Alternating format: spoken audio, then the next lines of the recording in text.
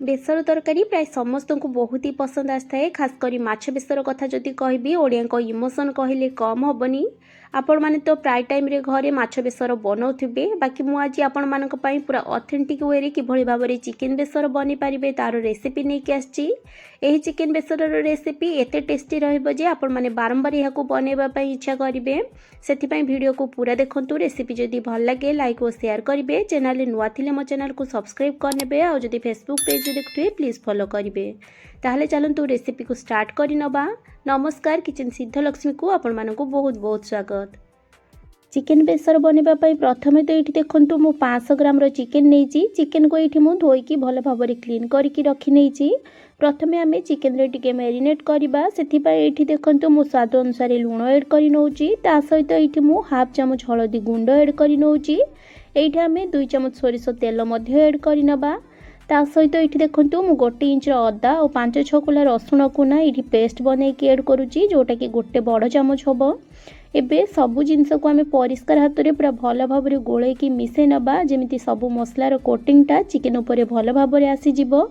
ये देखु चिकेन को मु बढ़िया भाव में पूरा मिसई नहीं।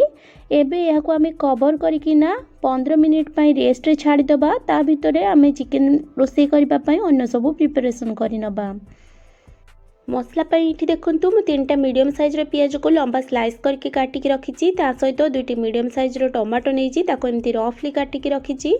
सहित ये देखूँ मुझे 10 ରୁ 12 कुला रसुण चोपा छड़ाई रखी। 4टी कंचा लंका और किसी भृषंग पत्र रखी। ये देखूँ मुझे 2टा छोट साइज आलू को ना एमती 2 खंड लेखा करके रखी। तार चोपा ये मुझे छड़ेनी। यहाँ पूरा ऑप्शनल अच्छी। आपण आलू पसंद जदि आपण मैंने एड करेंगे ना स्किप करेंगे। ता सहित ये देखूँ आमर जो मेन इनग्रेडिएंट बेसर मसला से मुझे 1 चामच गोटा जीरा और 2 चामच हलदिया सोरिष नहीं। आपण मैंने चाहिए 1 चामच हलदिया सोरिष और 1 चामच कला सोरिष नहीं पारे। ता सहित ये मुझे गोटे सुखिला लंका को बतुरे नहीं। ये देखूँ आम जो 10-12 कुला रसुण रखी थे ना से अधा आम ये मसला पकईकी यार पेस्ट बनईकी नहीं आसवा।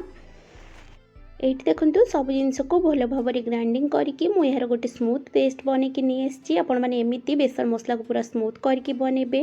एबे सबको साइड रखा और चलतु कुकिंग प्रोसेस को जीवा।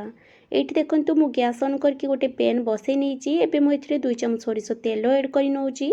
तेल भल भाव में गरम है आम काटिकी रखि आलू को एड करना यहाँ मीडियम फ्लेम रे टिके रेड रेड करके भाजी नवा। ये मुझे अल्प टिके लुण और हलदी गुंड एड कर नौची जहाँफल आलू रे गोटे बढ़िया कलर आसवा सहित आलूटा टिके शीघ्र सीझीज। आलू को ये मीडियम फ्लेम रे 2 ରୁ 3 मिनिट जस्ट फ्राए करवा जमी आलू रे हल्का हल्का कलर आसीज। आलू को 2-3 मिनिट मीडियम फ्लेम रे भाजी नेला परे ये देखूँ आलू रे हल्का कलर आसी जाइए। आलू को आमको बेसी भाजवा दरकार नहीं। एबे आलू को आम गोटे बाउल को बाहर करके रखी नवा। सब आलू को पेन रु बाहर कर नेला परे सेम पेन रे मुझे 20 ରୁ 30 ml पाखापाखि सोरिष तेल एड कर नौची।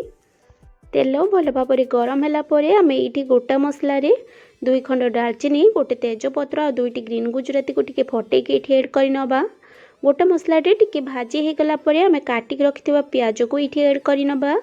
पियाज को आम मीडियम फ्लेम रे सेते पर्यंत कुक करवा जिते पर्यंत पियाजटा लाइट ब्राउन कलर हो जाए नथिबो। पियाज भाजवा टाइम रे याकू आपण माने एपट सेपट करके मिसई नौथिबे नहले एटा गोटे साइड रु कला पड़ी जिवो जहाँफल तरकार कलर और टेस्ट दीटा सारा खराब हो जिवो। 3-4 मिनिट मीडियम फ्लेम रे कुक कला परे ये देखूँ पियाजटा लाइट ब्राउन कलर हो जाइए। एबे आमे रखिथिबा भृषंग पत्र को ये एड करके याकू मध्य 1 मिनिट फ्राए करनवा। ये देखूँ सबू जिनस बढ़िया भाव में पूरा भाजी हो जाइए। पियाज रे मध्य गोटे बढ़िया कलर आसी जाइए। यही स्टेज रे आम मेरिनेट करके रखिथिबा चिकेन सबू को एड करनवा। चिकेन एड कला परे आम गैस फ्लेम को हाई करनवा और हाई फ्लेम रे 2-3 मिनिट एपट सेपट करके यहाँ फ्राए करनवा।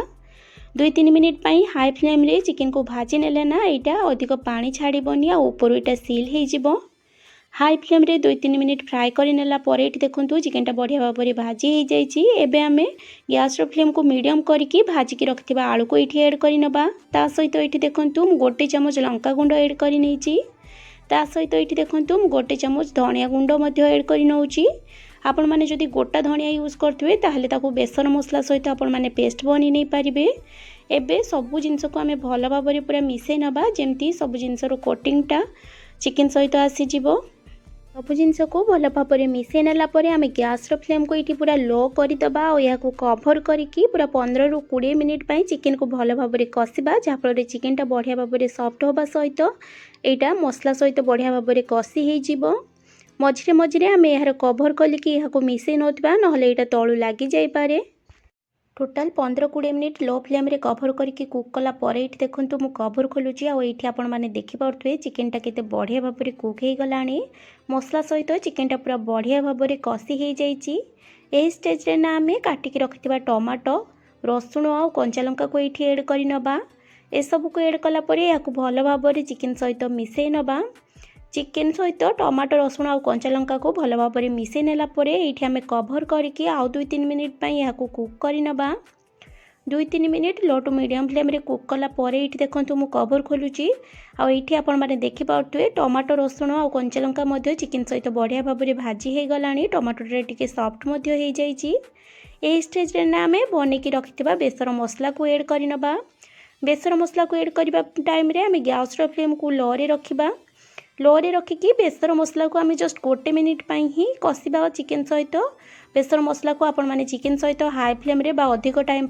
कषिबेनी नहले बेसर मसलाटा पिता हो बेसर मसला 1 मिनिट कषि नेला परे ये देखंतु मु सेही बेसर मसला बाउल रे ना 1 बाउल पानी ये एड करुची पानी एड कला परे चिकेन सहित यहाँ आम भल भाव में मिसई नबा सब जिनस को भल भाव में मिसई नेला परे ये मुझे कभर करके आउ 7 ରୁ 8 मिनिट लो फ्लेम रे कुक करनेबी जमी बेसर मसलू कंचा बास्नाटा चली 7-8 मिनिट लो फ्लेम रे कुक कला परे ये देखो मु कभर खोलुची आठी आपण मैंने तरकार लुकटा देखिपे तेलटा पूरा ऊपर को उठी आठी तरकार कंसिस्टेंसी पूरा परफेक्ट अच्छी ये ना चिकेन बेसर सर्व करने बिल्कुल रेडी हो जाइए। स्टेज रे आम गैस फ्लेम को ऑफ करनबा आपण मान पाखे जदि धनिया पत्र थी लास्ट टी कटा धनिया पत्र ये ऐड करें जेहेतु मो पाखे नाला मुझे स्किप करी आमर स्वादिया चिकेन बेसर सर्व करने बिल्कुल रेडी आपण मैंने यहाँ रुटी भात हो बा पखाल जेकोसी आइटम रे खाई देखिए यहाँ खावाई सुपर डेलीशियस लगे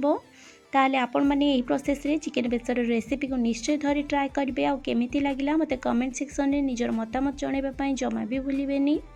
माँ लक्ष्मी समस्तंकर मंगल करंतु यही कामना सहित आज रोची पुणी आसबि आ एक नुआ रेसिपी नहीं कि सेतेबेले पर्यंत स्टे सेफ स्टे हेल्दी। जय माँ लक्ष्मी।